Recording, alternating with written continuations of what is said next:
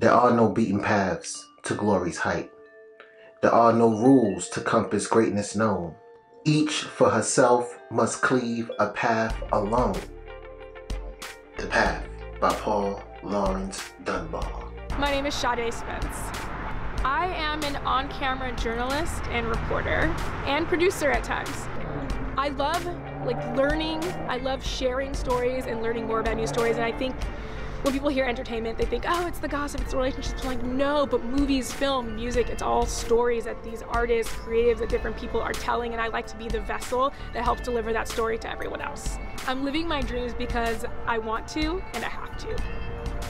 I have to because it's God's purpose for me. I feel like what He's set in my heart, He wouldn't put it there unless it was intended for me to fulfill His plan, so that's what I'm doing. Black women work so hard and tirelessly without sacrificing themselves for the greater good and for whatever they're going for. I feel like that's what I'm doing in my career. I'm doing it not only for myself, it is for God's plan, but it's also for my family. I see, myself being successful as a way to help my family, help my sisters, and I see a lot of people, they sell themselves out to find low-hanging fruit for stories because it looks like it's going to be viral. But my goal isn't really to go viral, it's to tell really good stories within entertainment, tell the culture of popular culture within entertainment, so I'm not going to sit by and sacrifice the Black woman's image for it. So even though, it is God's plan, so I'm going to fulfill it the way that I see God sees fit. So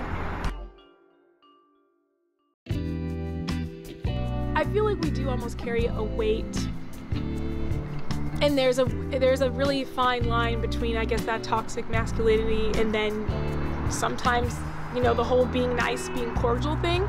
Because I don't mind saying good morning to, any man on the street, that's fine. But when it's, yo, good morning, it's like you sound like you're demanding a good morning from me, and then it's not genuine, and, I don't feel safe. So I do feel like even sometimes,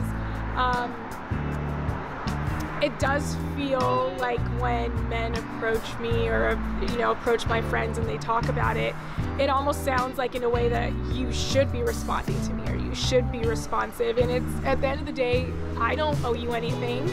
You don't owe me anything. And the only person I need to answer to is God. So respect isn't something owed, it's something earned, and that's something we learn throughout life, regardless of what color you are. So I feel like when there's this almost push and pull, it's really hard to deal with as a Black woman because we are there for our men. Historically, we have been.